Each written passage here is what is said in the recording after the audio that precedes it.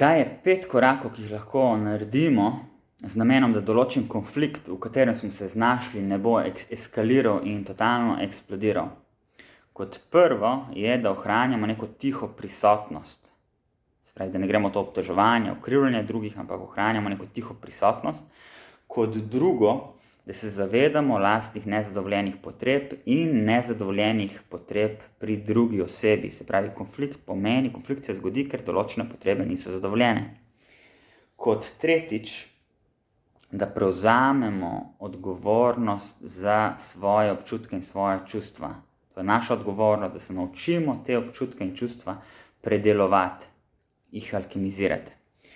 Kot četrtič, da prisluhnemo drugi osebi v polnosti in prisluhnemo, kot jim še noben ni prisluhnemo njihovim občutkom in njihovim potrebam.